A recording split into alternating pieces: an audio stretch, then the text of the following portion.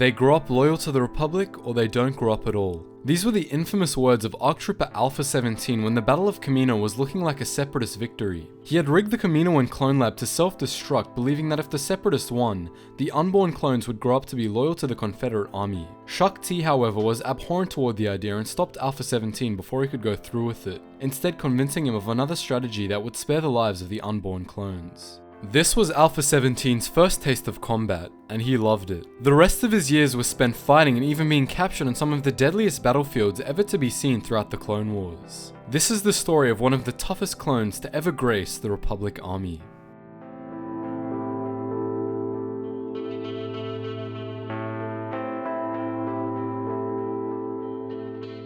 Like all other ARC troopers, Alpha-17 was born and raised on Kamino, and bred to be a one-man army. He was fiercely loyal to the Republic and would stop at nothing to destroy the Separatist scum. He first received the name Alpha when Obi-Wan took him, Anakin, a small contingent of clones, and 2 other Jedi Masters, along on a mission to investigate a suspected Separatist attack on the Naboo moon of Omar Dun. Expecting this to be a routine investigation, the squad was shocked when they found diseased Gungan corpses as far as the eye could see.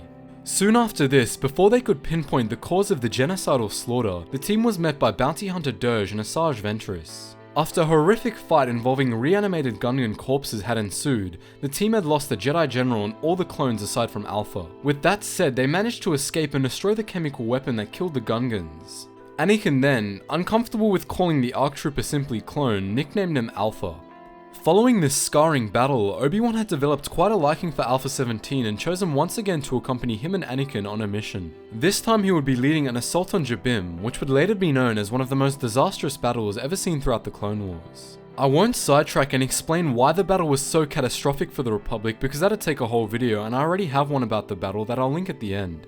One of the main reasons it was such a disaster, however, involves the capture of Alpha-17 and Obi-Wan. The pair were caught in an explosion and were thought to have been killed. However, soon after the explosion occurred, the Separatists found the pair who had miraculously survived and transported them to a secret prison where they awaited brutal interrogation. Ventress attempted to torture sensitive Republic information out of the two, however neither budged. She never did get the information or even kill them for that matter, because before she could do any of that, the two escaped the complex with the help of Anakin and Ki-Adi-Mundi and managed to return to the Republic.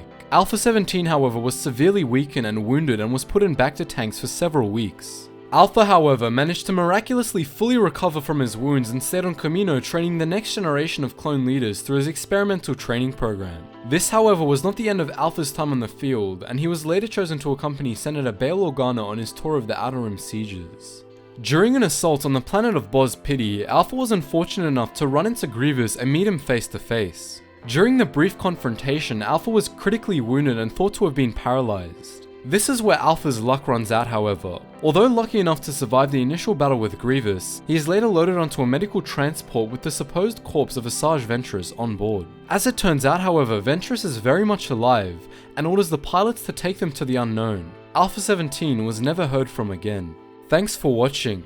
Leave me your thoughts on the fate of Alpha-17 in the comments below. I personally like to believe that he somehow managed to survive the encounter and, like Gregor, woke up with amnesia on a desolate Outer Rim planet. Don't forget to check us out on Instagram and our Discord servers for the latest Star Wars memes and behind the scenes shots.